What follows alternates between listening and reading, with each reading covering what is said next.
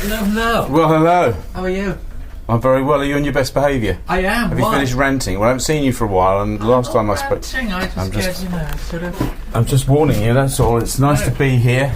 Nice to be here. I'll make myself at home and catch up with all... Something smells rather nice. And it's not me. Hello. Yes, that would be me. You must be Mrs. Breer. That smells delicious. Right? Yeah, good to see. Oh, nice to come into that sort of smell. Would you like some coffee? That would be nice, yeah. No problem. Let me get you a mug. So this is your lovely dining room, and this is the lovely Sally, who is your carer. Yes, unpaid carer. Yes. Well, and we've kidnapped Sally into the studio, which is your dining room. I have to say, against your will. It's true, yes. Why against your will? Because you wanted to hide, because you're shy. Yes, essentially. Well, I walked into the most delicious smell of, I think it was roasting garlic or something even. I just thought, that smells great. It smells like being abroad. Yeah. So what is it? We're having a chicken Caesar salad. So. Oh, it's one of my favourites, actually. Oh, really? Yeah, it is. One of my favourites. In fact, I often have a chicken Caesar. Yeah. So it's got a bar to pass, but we should really tell our podcast listeners that Sally, as well as being your carer, is in fact an absolute chef. Are you cordon bleu, or are you? I'm not sure that's a term anyone uses anymore. I'm a private chef. A private chef. So I'm chef for hire. That has weird connotations as far as I'm concerned. It does, doesn't it? It sounds a bit dodgy. I can be your private chef if you like. Yeah. I shall come round in a pinny. Yes. Nothing else, just a pinny, and I will serve you little morsels. This is how Paul's mind works. And that's not something I offer. Just no. So you know. She should have a Michelin star, really. She's that good. No. Well, I don't know how you get a Michelin star. It seems a bit random to me. Well, I don't miss the disrespect. No, but it's like anything. But she's very, very talented, and her food is just amazing. What, do you not cook? I try, but I mean, when you're living with somebody who cooks like Sally does, I would just get embarrassed about the stuff that I would provide. But I think we ought to pitch you against her. Yeah, I think I ought to try. I think I know what's going to happen though. It would just end badly. What's your signature dish? Oh, lasagna or something like that. Your lasagna is excellent. Thank you. I take that as praise indeed. Well, why don't we have a lasagna next time? All right, I'll do a lasagna next time. That's fine. With garlic bread. You're just going to come around here for free food, aren't you? Now. Well, and a bit of therapy. You look like you've been away. You look like you've been abroad. I live outside most of the time. Since the row, she finally kicked you out. Since the row with Helen, no, not at all. We're getting on as well as you do in a relationship. You know, it's a bumpy road. That's what I say. Yes, with potholes and craters, and you can drive off it quite often. But no, I'm working outside. You know, I was very fortunate to get a job on the South Sands ferry. Yes, and so a colleague of mine has been away on leave. He joined the same day as I did, so we're kind of newbies together. So he went off and I picked up all his shifts. So I've just done about 10 days trolling up and down. And we could just go up and down. It's a 15-minute run. Yeah. We do meet the funniest people, though. Really? The most wonderful people. But somebody said to me the other day, look at this, your office. And I said, I know. It's beautiful. Sunbathed, sun-kissed, warm. And everyone goes, oh. And you can see them thinking, why do I live in Ealing and commute into the city and do this job that gets me 75 grand a year when he's earning nothing down here, happier than me? You can see it like a ticker tape going across their forehead. Yeah. But it's not just the ambience and the view. You know, it is beautiful. It's something to do with the way the hills meet the aquamarine water. Yeah. But it's the people I meet, just some lovely, lovely people, and they've all got a story to tell, and they're all from somewhere, obviously, and they're all on a journey from birth to death. So you get lots of people with dodgy knees about, I say my age because it'll make you feel better. Thank you. So you're helping wobbly people onto the boat, and I'm not sure if my mum can get on, and we'll get her on. We'll get her on. She's pushed through. Come on, let's do it. We had the most marvellous note sent through to us saying your crew on the ferry was so good with my dad. He's very disabled, and you got him on the boat, and you got him on the tractor, and it made his day. It's like great. That's nice. So that's why. It's a long answer, isn't it? That's why I'm a bit tanned, because I'm in the elements, and it's been a good summer. Good. Well, you look happy, and of course, you're working outside at the moment, and It's been brilliant weather, hasn't it? I mean, we've had this. I think we're coming up to our third heat wave. It's going to continue. And does that make you happy? Well, I'm not bothered. I just take weather as it is. You're not bothered? No. I just don't. Every day is going to be different. Some days it's going to rain. Some days the sun's going to shine. And we live in Britain. Are you bothered, Sally? Sally is bothered. I'm very much bothered. About the weather? I'm in a hot kitchen anyway. Yeah. The last thing I need is to be hot outside. Oh, you like the cool? Yeah. If we've got ovens on, Yeah. stove tops on, it's a nightmare. But what about sitting in a nice recliner, being brought Pims in the sunshine? Does that not I find appeal? that dull. No. So what's your idea of relaxing then? Oh, a nice walk, a bimble, A bimble? seeing people. Yes. Yeah. I don't mind it being hot, but not when I'm working. So. No, I can. Food's your passion, isn't it? Oh, I love it. Yes. It I love really is. finding it. I love Yeah. sharing it. I love eating it. I love preparing it. Yeah, absolutely. Why? Because it's the most important thing. Sitting down with people that you love Ah. and sharing, Yeah. providing. Sharing a meal. Mm. Yeah. Yeah. Well, I first had your cooking in that rather nice cafe round the corner, and we ordered croque monsieur, and croque monsieur could be just cheese and toast with a bit of ham, couldn't it? You could describe it like that if you were. I think That's the how I French, make If you were it. northern, the French would be upset if you with came you from saying Yorkshire, that. but croque monsieur is really, is it a bechamel? What is it? Yes. Tell us what it is. It's a cheesy bechamel ham sandwich with bechamel on top, Dijon mustard. You need some cornichons. Dijon. Yeah. Oh, cornichon. Absolutely. Pardon. Just to cut Qu'est-ce que through. c'est cornichon? Little baby gherkins. Le petit gherkin. Yes, not to be confused with dill pickles, which are an entirely different thing. I think the big dill. I love those. The big dill. Yeah. The big jobbies. Yeah. You get them in fish and chip shops, something in Yeah. London anyway. Yeah. Wallies they call them in London. Do in they? my part of London. Yeah, can I have a Wally? You are a Wally. So they're called Why- Wallies. why are they called Wallies? I don't know. I never stopped a fish and chip man saying, "Excuse me, before you serve me that big large gherkin, why are they called? What is the etymology of the Yes. gherkin, the moniker?" I've never ventured that with the fish and chip shop fryer because he'd been too busy doing scratching bits with it. Yes, please. So I love those, and the best ones in the whole world that I've found are. Well, they used to be Krakus. Krakus, the brand is a Polish brand, Krakus.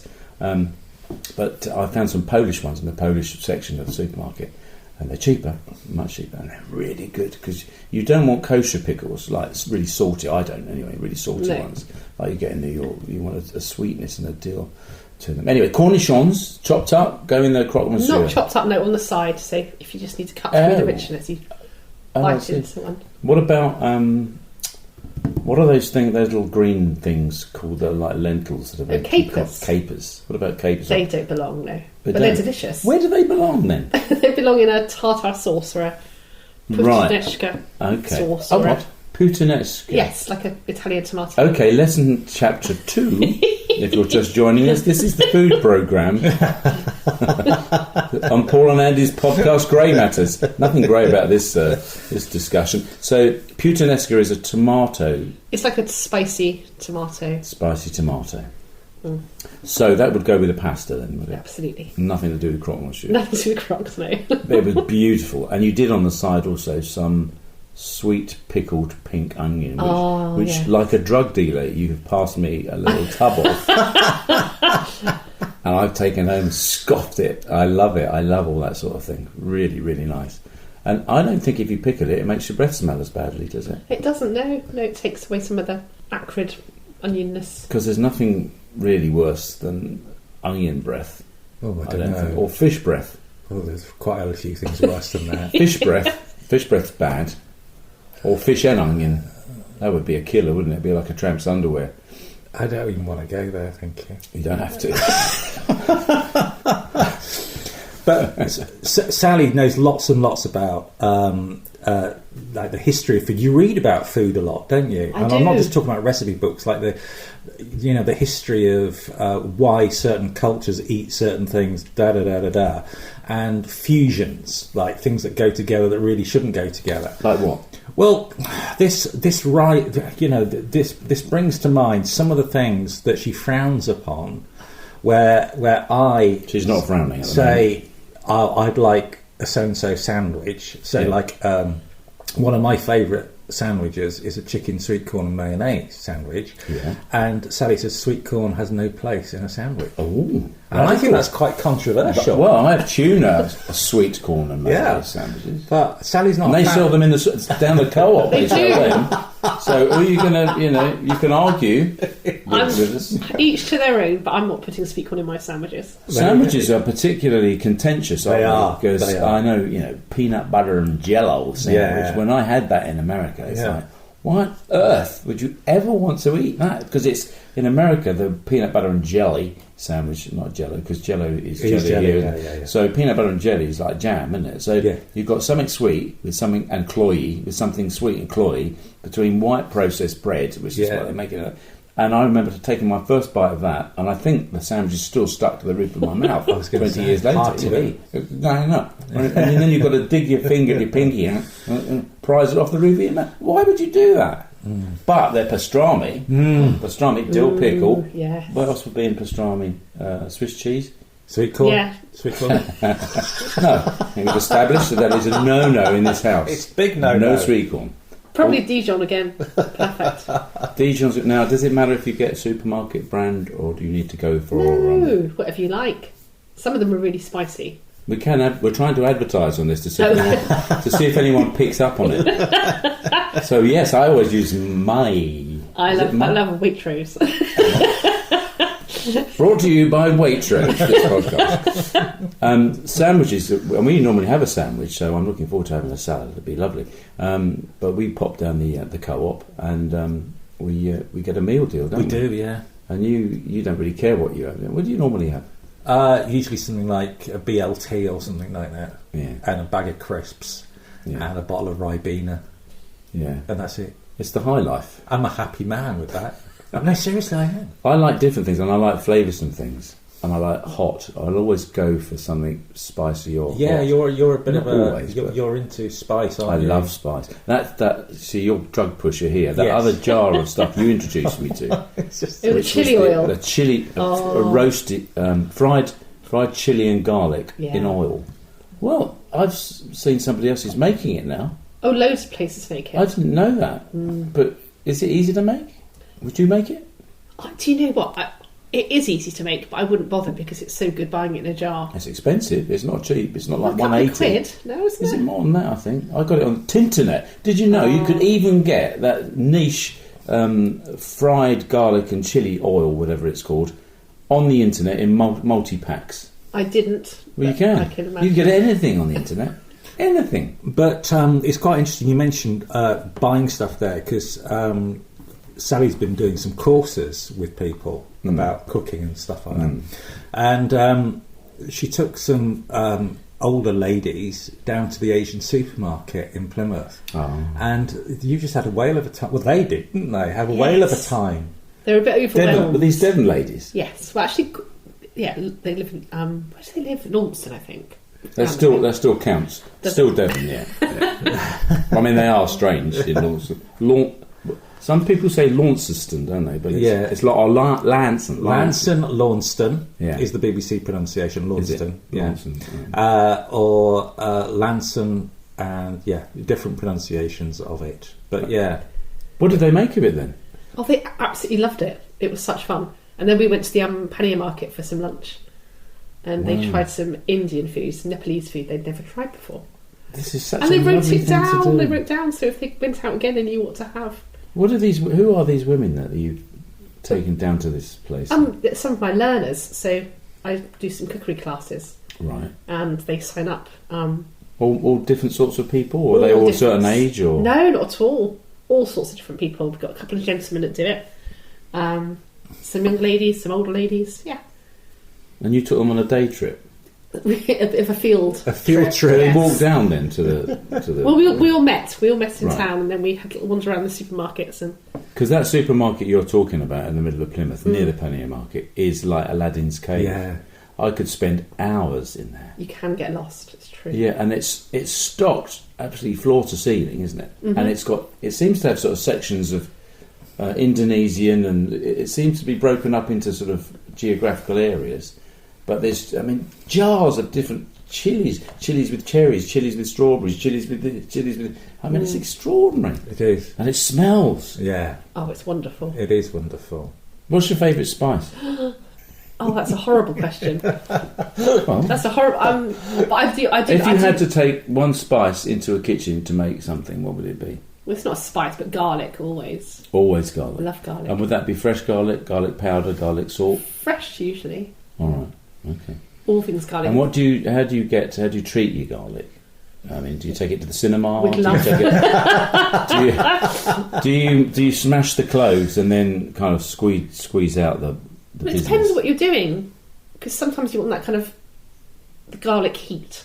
Oh, how do you get the garlic heat? Or just, if you don't cook it too much, you get that kind of powerful garlickiness. Right. But then I love a confit garlic. So if you cook your garlic in oil, Yeah. for a couple of hours, it goes squidgy and soft. Oh and yes. Yeah. that's delicious. But the flavour, the pungency goes to Yes, absolutely. Because I sometimes throw a bulb in if I'm doing a roast. I'll put roast Yeah. vegetables and I'll stick one of those in, just as it is. I love the fact you don't have to prepare it, just stick it in. Pop them out. Yes, because then it's just lovely, isn't it?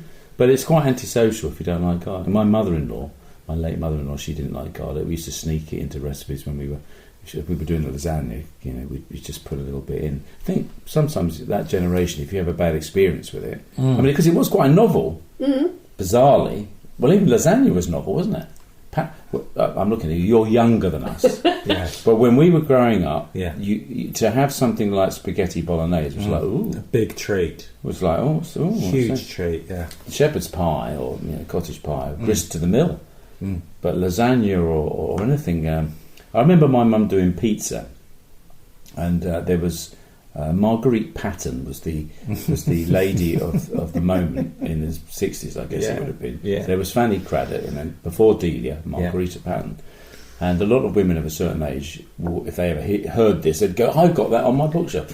And she did pizza, and it was make a scone base like that, and then bake it, and then put grated cheese, some tin tomatoes, and some sausages which you pre-cooked, cut longitudinally in the sort of spokes of a wheel.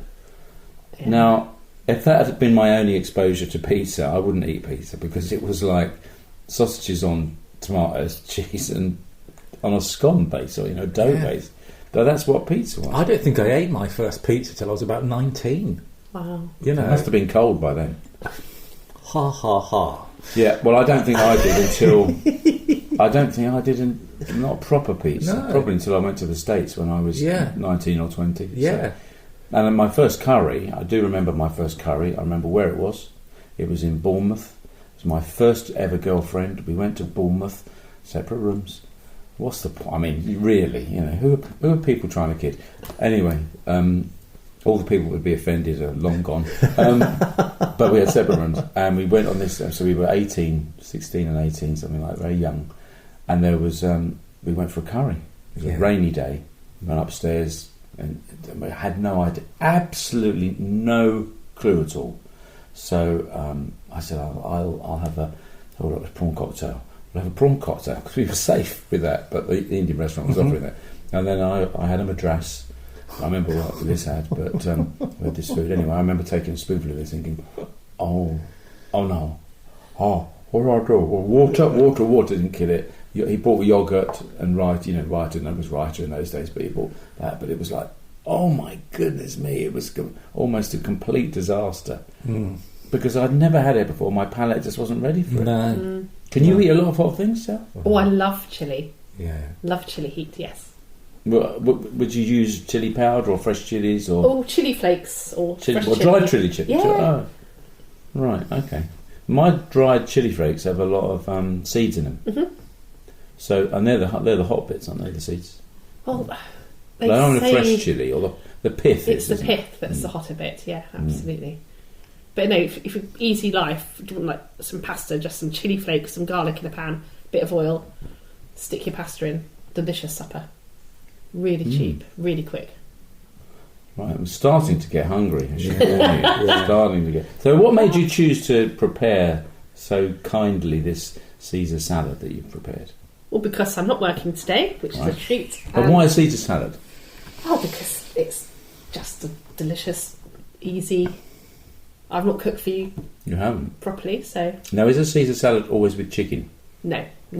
So, and it was some bloke in America, wasn't it? Sid Caesar? No. Yes. Was he a comedian? He was a comedian. Yeah. I Let's hope it wasn't him then. it was somebody Caesar. Yeah. Chef. And they made American. it. And yeah, I've read the story of it, but I was more interested in eating it than the history of it. So, but it's shades of Parmesan. Yes, or pecorino. Pecorino is like the sheep's cheese version of Parmesan. Yeah.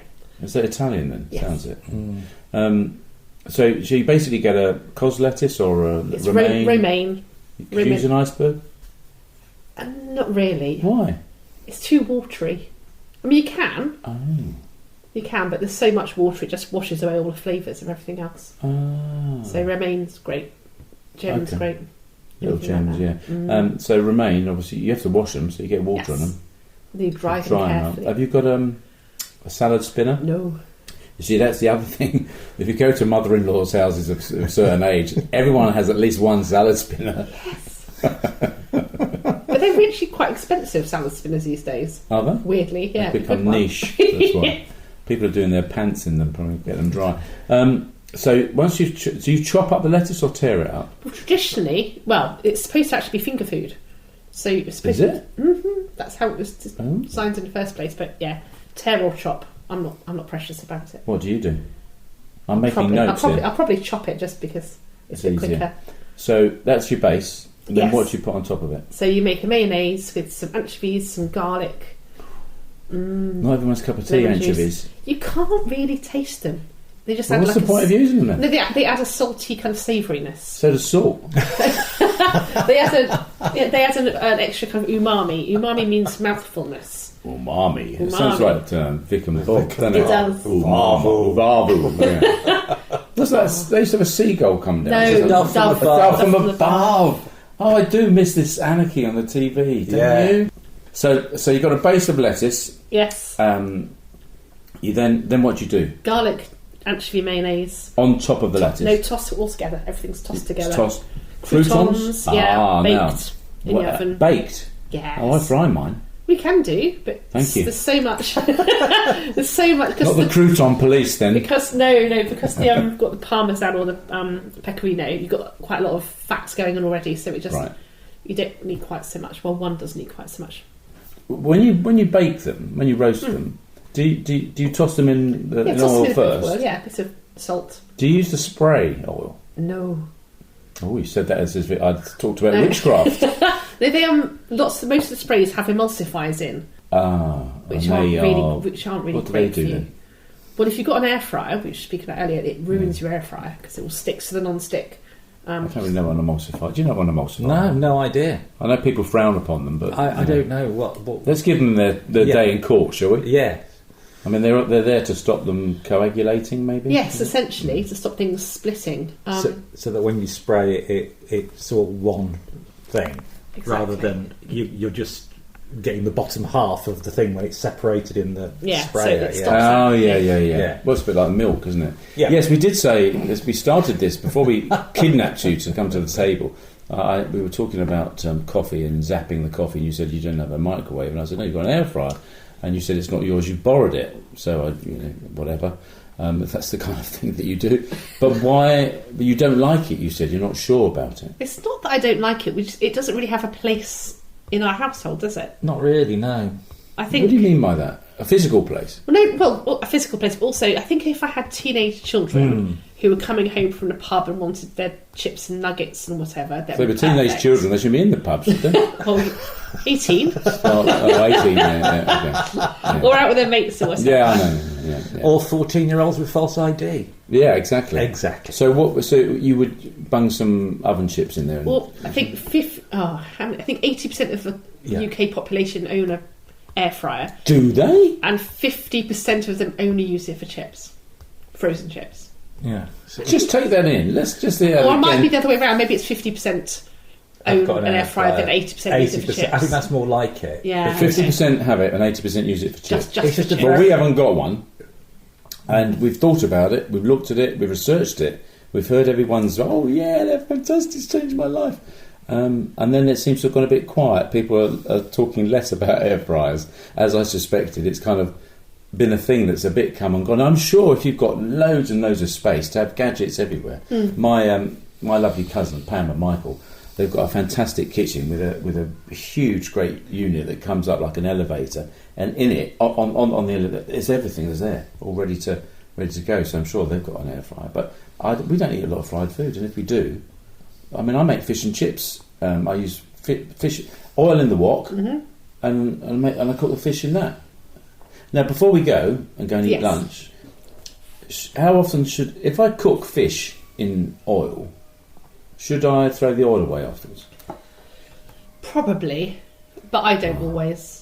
If you keep it somewhere cool, you strain it, keep it somewhere cool. Get all the bits of fish out, obviously, and not cook chicken in it. Not cook chicken in it, so you use it for fish again, but once or twice? Yeah, probably once or twice. Okay. If it doesn't smell right, chuck it out. I think that is the rule of thumb in our house. We go to the fridge, somebody says something smells in here, and then walks away from the fridge. Somebody else goes to the fridge, it's still smelling, they walk away. The third person goes to the fridge, turns the fridge out and finds a lemon that is rotten at the back or something, or a piece of cheese that's been there forever. Look, this has been most interesting, and I think we should do a regular series with Sal. So we'll have to... perhaps we should do Cooking with Sally, and we can ask you difficult questions. But sometimes you want to ask questions, you don't have an access point. You can type it in. It's wonderful, the internet, because you can get lots of YouTube videos. This is how I make Caesar salad. And then you just get somebody who wants to sell you something, in my experience. Well, no, I think you get people that just like being on YouTube sometimes, Yeah. Just get experts. I mean, we've talked about fixing cars, haven't we? I think we've had enough, don't you, of me going on. Well, yes. Yes. That's nice, isn't it? I feel a bit superfluous here. Just me and Sal, wasn't it? Yeah. Well, maybe we should do our own podcast. Me and Sal. Maybe you should. Paul and Sal's cooking channel. I'll just go and do something else. I don't know. I want to hear about what you've been doing. You said you've been very busy, but let's save that till next time. Thank you.